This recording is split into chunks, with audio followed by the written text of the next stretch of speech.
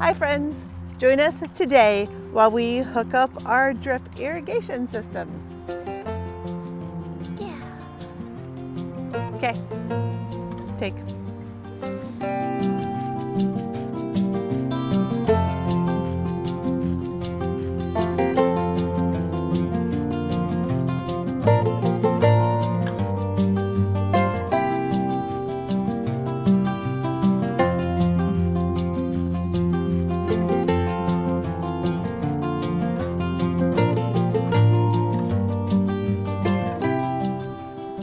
Hi guys, welcome back to the Lloydstead. I'm Becky and Dave is working the camera today. And we're gonna hook up our drip irrigation system. The reason I wanted to do this is because one, I've got lots of seedlings out in the garden now, and I've direct seeded quite a few things. And direct seeding especially means that it's important that you keep the soil consistently moist until those seeds germinate. On top of that, it's been a crazy dry winter, and so far it's been a pretty dry spring. So we wanted to get this hooked up. Our average last frost date was last week, so that's good. And our 10-day forecast doesn't have temperatures dipping below 34. So I'm feeling confident, perhaps prematurely so, but it's okay because we're doing it. So I am going to cut in now, editing Becky, get on it, an overview of the garden and kind of show you the layout of what we have going on. And then I will meet you guys back here. All right, y'all. If everything has gone according to plan, you are now looking at an overhead shot of my garden. And my greenhouse is down this way.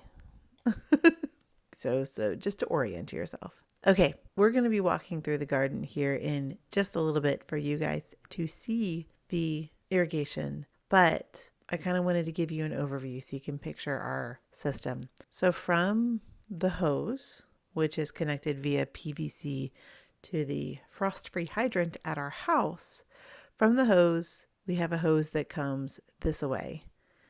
And that's just garden hose that we have hooked up. When it hits this corner right here, it connects into 1/2-inch mainline tubing. There's a couple times in the video that I say 3/4 of an inch, but it's not.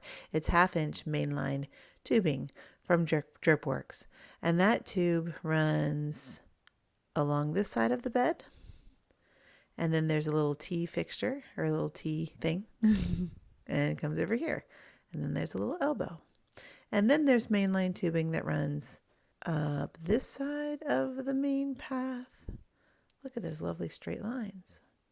And up this side of the main path. Yeah, makes sense. And then at each bed, I'm going to use yellow. At each bed, there's a little bit of mainline tubing that comes up and then runs along the top of this side of the bed, just like that, etc. Keep on going, just to make sure you are very clear on our setup. It comes up and then runs along the top, and you'll see that out in the garden when we go. And finally, off of each of those little lengths of mainline tubing, there runs 3, I think that's true of every bed. Yes, every bed. There runs 3 1/4-inch drip lines. So the main line doesn't have any water coming out of it. It's simply to move water. And then these 3 lines that come off of each of these main line runs, that's where the water actually drips out of. And so that keeps on going throughout the entire garden. And we hold them down using garden staples, etc. Oh, and just for the curious among you, there is a little T over here. And there's some mainline tubing that actually runs along this path. You see it coming out over here. And actually you see the all the drip line that I've pulled up laying over there. But usually from this main line, there are actually 3 lines that run over this weird little bed, which is full of weeds right now. And then, just to make life extra special fun, and I'll show you this out there, but so you know the possibilities, from these main lines, there are actually little moments of, I don't know, we'll do this in blue, little lines that can come off that can connect to pots in the garden. That's totally a pot in the garden with green things growing. And in fact, if in these little pots down here, you can see here's one, these little whiskey barrels, we do sometimes, see here's one, hook a little 1/4-inch line off of there that has a little pot, like a little pot sprinkler that can go into those pots. I think that's it. The only other thing to mention maybe is there is no irrigation to this little guy, to this little bed up there that I just put an X on. And there is at the corner of each bed, and I'll show you this again out in the garden, in each corner, there is that's a big circle. There is an individual shut off. We can turn any one of these beds on and off, which is a super, super handy feature. One that did not cost much to install at all. Like I think each of those little fittings was maybe $1.50 or $2. But that means right now in the season, for instance, I've got peas in one bed. I've got lettuces and flowers in one bed. I've got stuff that I've direct seeded in another bed, and they're kind of all over the place. And there are like 4 beds right now that are still completely empty that I don't need irrigation to. So yeah, there it is. Back to the garden. Welcome back. So I started us over here. I will, Dave and I will actually take a walk up and show you how we get water to this point. Oh, look, Dave. That's one of the larvae, isn't it? Yes. Kill it. Well, I was going to get a picture of it, but... Oh, yeah, probably. Dave wanted to be educational. I just wanted to murder things. That was the larva of a spotted lanternfly, which I won't get into too much, but they're an invasive species that has swept down the northeast coast and showed up here, last year mostly? And the hatch is supposed to start about now. Maybe the cold temperatures will kill a bunch tonight. Oh, let's hope so. Yes, because Dave mentioned the cold temperatures might kill some tonight, hopefully, because tonight is the coldest night in the 10-day forecast.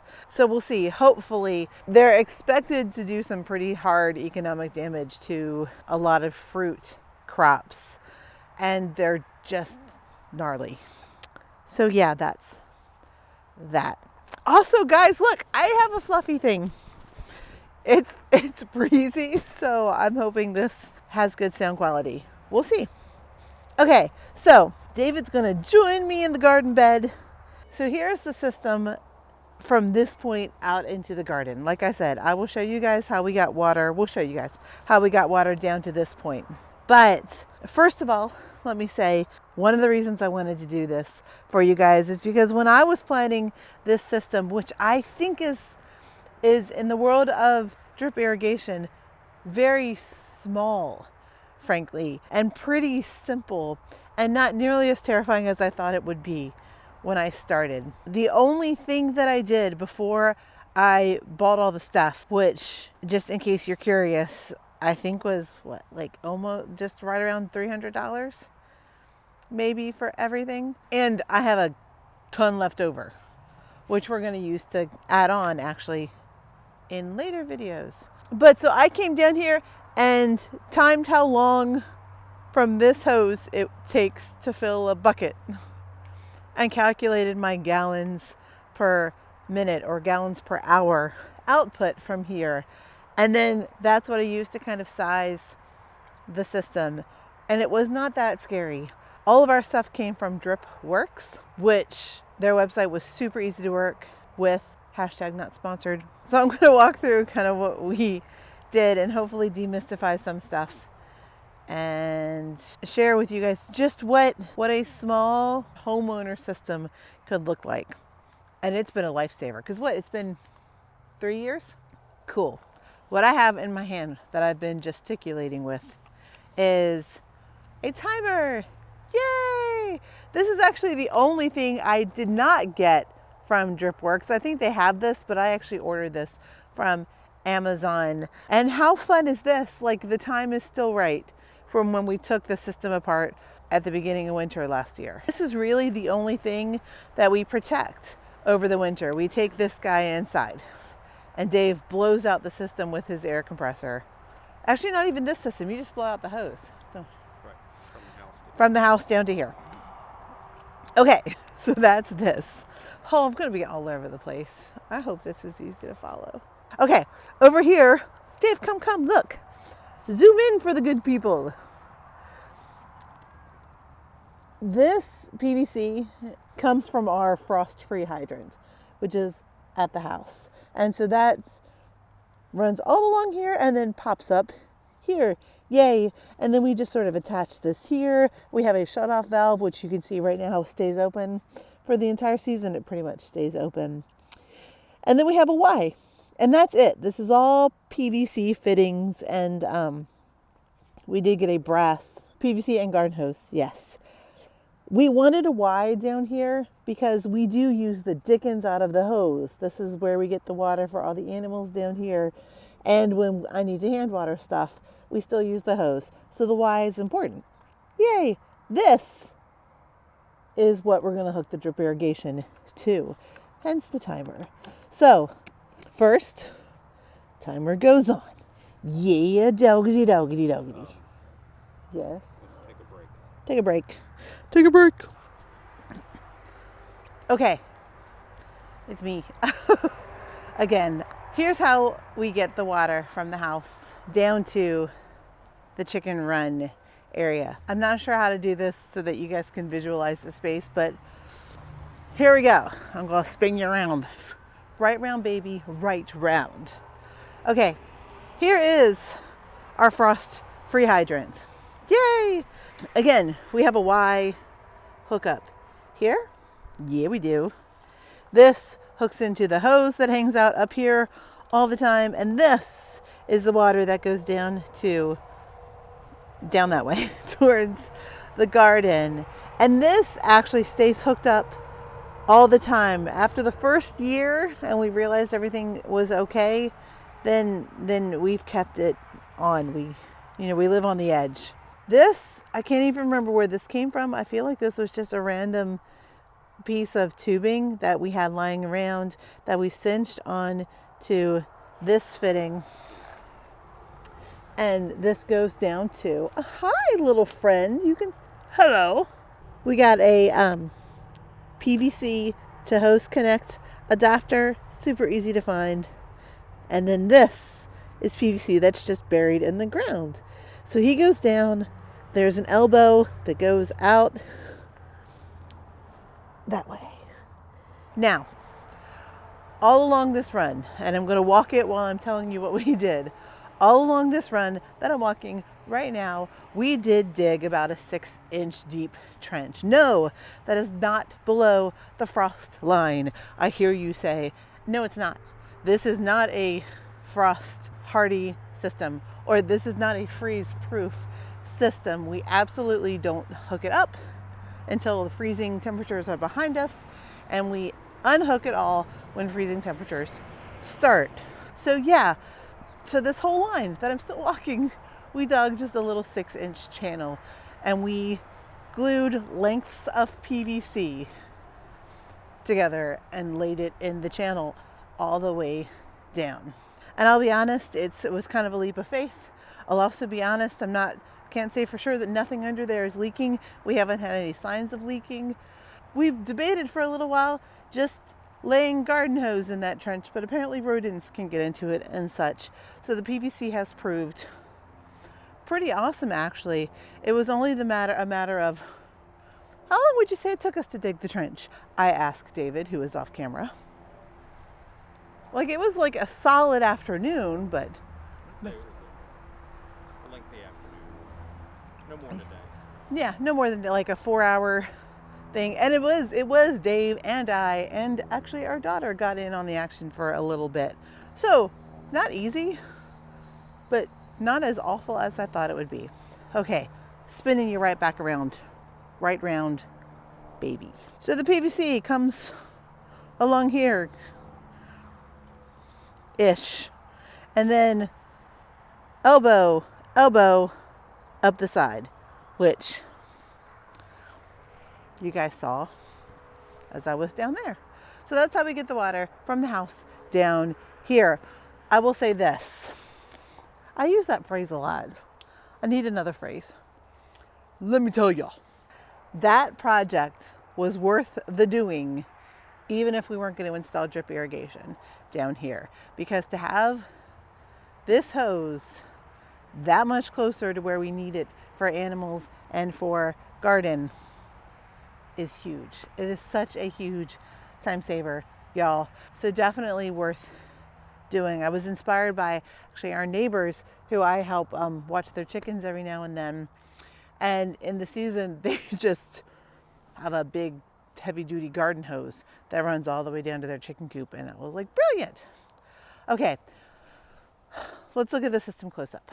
Okay, I don't even remember where we were at. Kind of watch you go. Oh my God. All right, so this is coming from the house. Here's our Y. This is our timer, which is a really simple one. You can get super fancy ones, but that's what we got. And we've got plumber's tape on the end that's going to connect here. I also have a, on this end, there's a little filter, just a little mesh. Screen is the word, David tells me. A screen that keeps any junk that might be in the water lines, which we don't have that much, from getting into the timer. All right, and then this is the hose that goes out to the irrigation system. So again, DripWorks website was super helpful. From this point, I will tell you one of the things to pay attention to is whether you've got male or female fittings, and just to buy a couple of adapters to make stuff work with what you need to work with.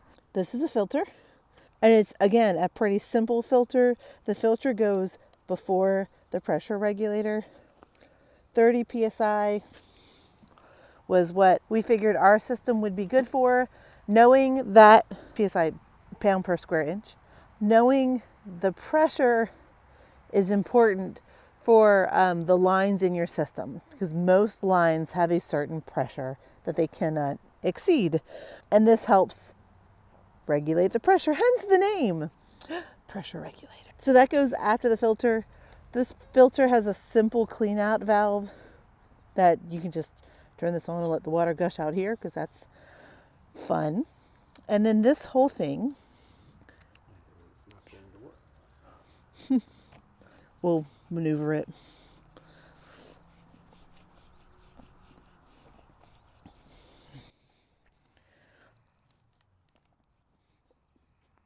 First, before I show you this, and before we get into the garden, y'all,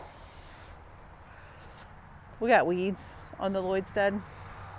It's a thing, and it's a big thing.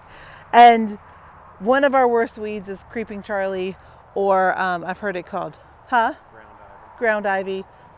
I just heard a new name for it. Yeah, but you can't use that language. Dave said I can't use that language. Yeah, it's invasive, and it absolutely lives up to that name. And we have not cleaned our garden paths yet this spring.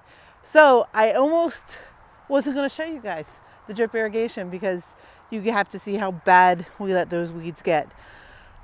But this is life. You will get to see the after, because that's upcoming project next on our great hit parade. Okay, so down here, chamomile. Here's the hose that is coming from our hose reel. And this end, if David wants to get up really close, I don't know how close he can get, but this is the end where we put a new hose end on it. This also, the clamp, new hose end. This was an adapter that you get to go from the female end of the hose into the drip tubing. And again, all that's pretty clear.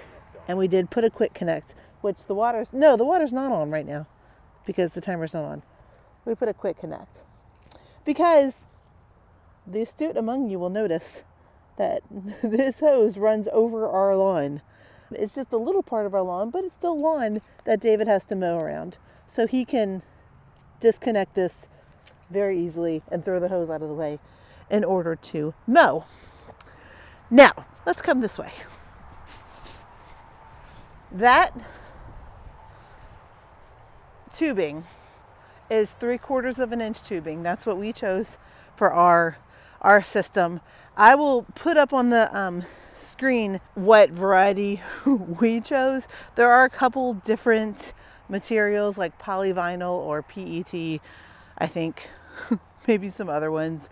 This is the one we chose as our main line. So we have main line tubing that runs from there across this bed, and see, it's covered by the weeds. Excuse me, ground ivy, pardon me.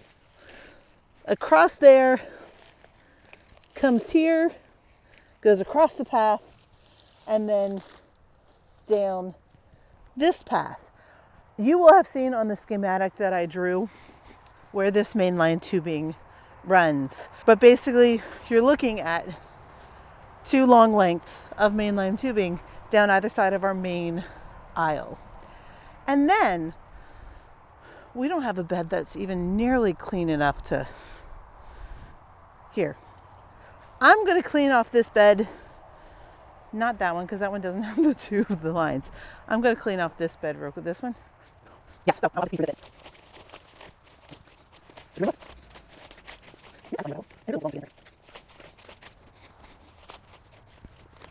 I wonder how much they can hear me huff and puff. Good enough, yeah? Okay. There. Got this clean enough to show you guys. Again, we don't take this all out in the off season. And absolutely, there are going to be some of you who rightfully say wisdom dictates that we do pull it out at the end of every season. But again, this is going into our, let's see, we put it in 2020.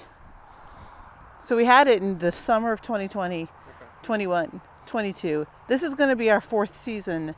And so far, knock on wood, here's what our system looks like at each of our raised beds. Again, we have 10 raised beds.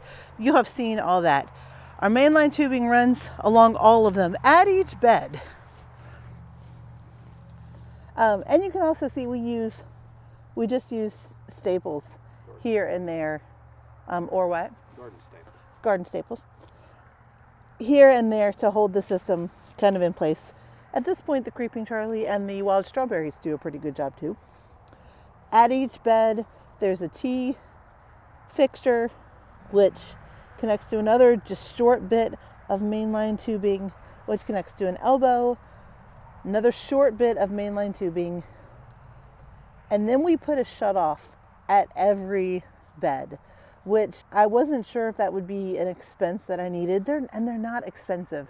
None of these bits here and there are expensive. It just starts to add up when you get it all. But right now we're hooking this up, and I only need the irrigation to run in about half of our beds right now. So it's hugely beneficial. In fact, this one is one that I can turn off because there is nothing in this bed, right? Actually, there is at the other end. But I can turn off beds, is the long and short of it.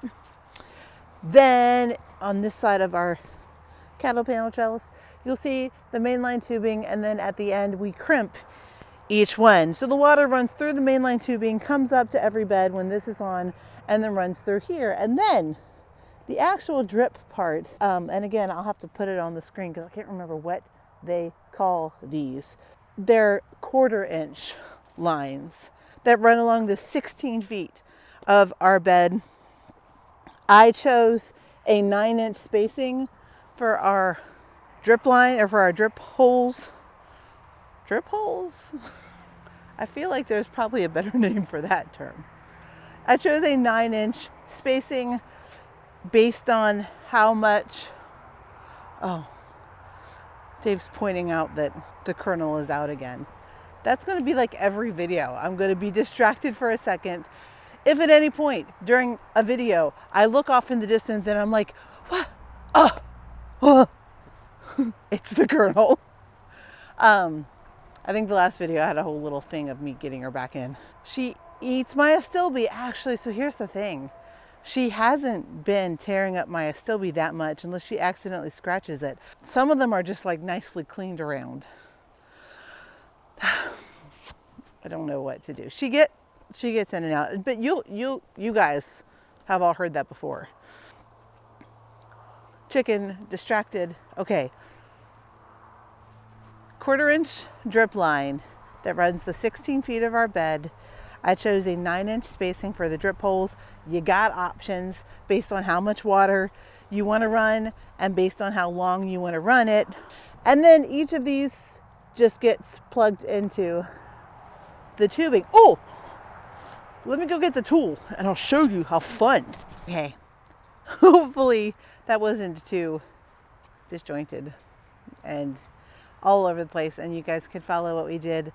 But by all means, ask questions. I'm happy to answer questions. Like I said, I know when we were planning on getting this system, I watched lots of videos on YouTube. That's why I wanted to put this out there, even though we are not by any stretch of the imagination experts. And I'm sure we've done a lot of things wrong.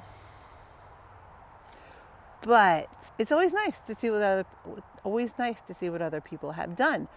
I'm going to stand here for a second and show you some of the bits and bobs that I was talking about because I've got lots of extra stuff, which is super helpful to fix anything that comes up. There is still one bed that I haven't run drip tape to that we're going to be doing soon. So I'll take you guys along for that ride.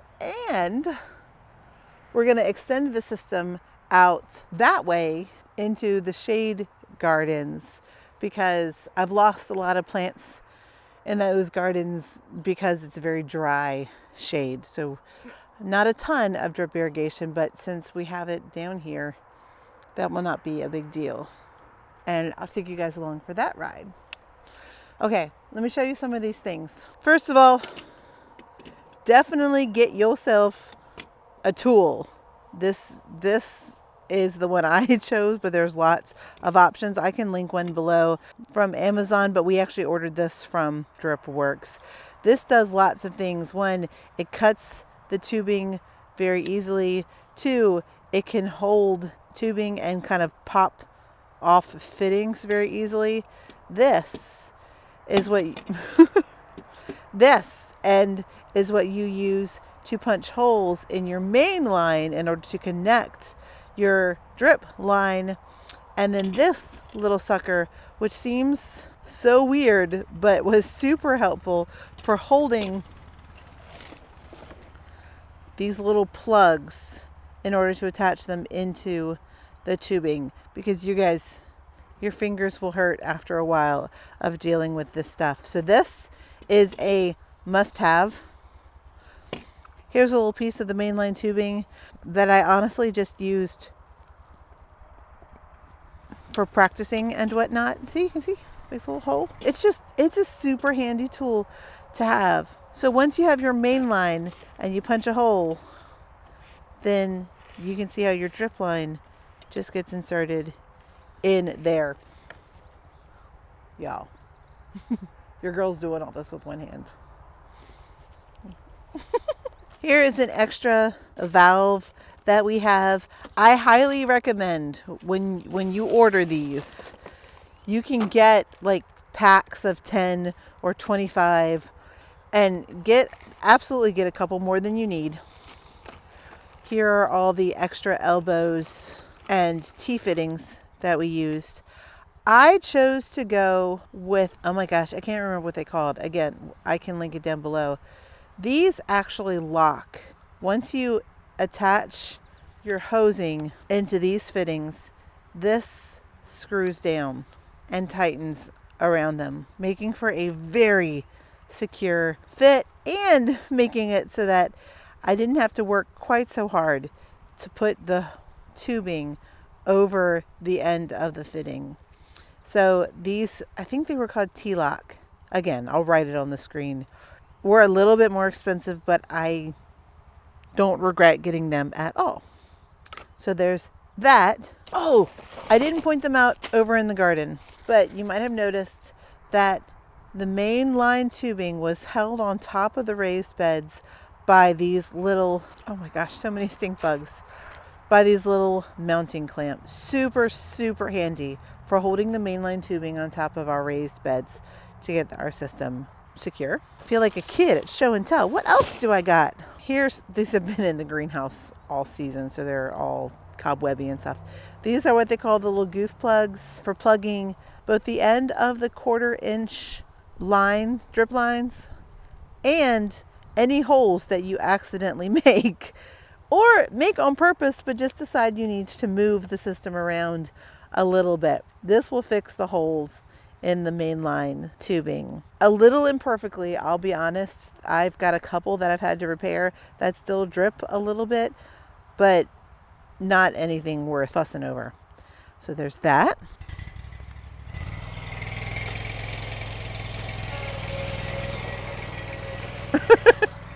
David's out. The other fitting that we used that you might have seen at the end of the beds were these little figure 8s. And they simply hook, you know what?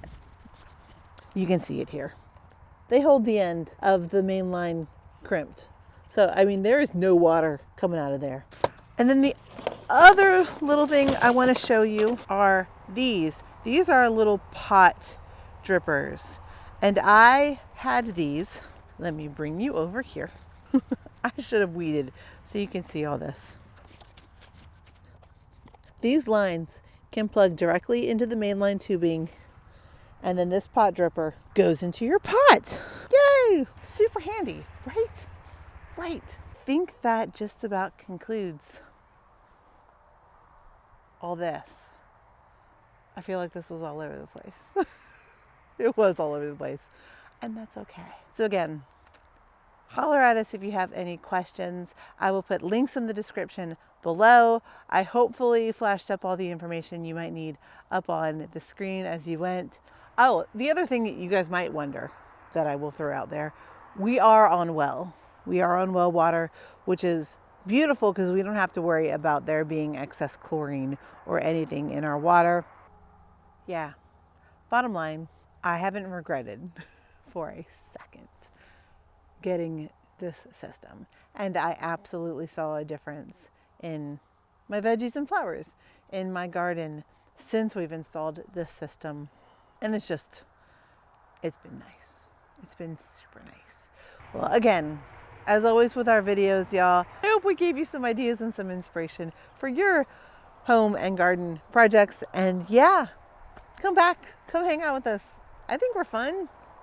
I think we're a group of people. See you guys next time. I won't even say all that. Delete all that editing, Becky. Get on it. This is what happens when I don't have a plan, y'all. When I don't have an idea before I just walk out here and start talking. I just start rambling about nothing in particular. And it's so confusing, I'm sure.